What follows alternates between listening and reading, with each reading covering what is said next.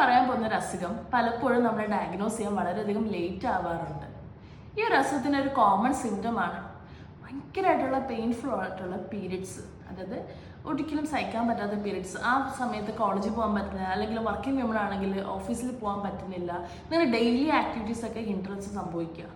ഇനി അതുമാത്രമല്ല, ചിലർക്ക് അസഹനീയമായ ബാക്ക് പെയിൻ വരാം പീരിയഡ്സിൻ്റെ കൂടെ, ചിലർക്ക് ഇടുപ്പിലൊക്കെ വേദന വരാം.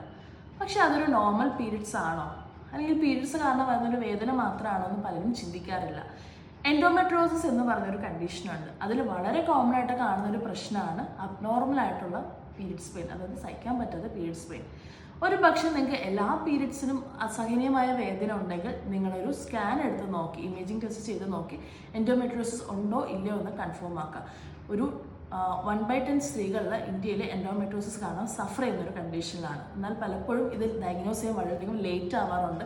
ലേറ്റായിട്ട് എൻഡോമെട്രിയോസിസ് ഡയഗ്നോസ് ചെയ്യുമ്പോൾ ഈവൻ ഇൻഫെർട്ടിലിറ്റിയിലോട്ട് വരെ അത് പോകാറുണ്ട്. സോ ഉറപ്പായിട്ടും നിങ്ങൾക്ക് പീരിയഡ് ഭയങ്കര പെയിൻഫുൾ ആണ്, നിങ്ങളുടെ ഡെയിലി ആക്ടിവിറ്റീസ് ഒന്നും ചെയ്യാൻ പറ്റുന്നില്ല ആ ഒരു ടൈമിലെങ്കിൽ ഒരു പക്ഷേ നിങ്ങൾക്ക് എൻഡോമെട്രിയോസിസ് ആയിരിക്കാം. അങ്ങനെയാണെങ്കിൽ ഉറപ്പായിട്ടും നിങ്ങൾ USG എടുത്ത് നോക്കുക. ഹോമിയോപ്പതിയിലും എഫക്റ്റീവായിട്ടുള്ള എൻഡോമെട്രിയോസിനുള്ള ട്രീറ്റ്മെൻറ്റ് ഓപ്ഷൻസ് അവൈലബിൾ ആണ്. Thank you.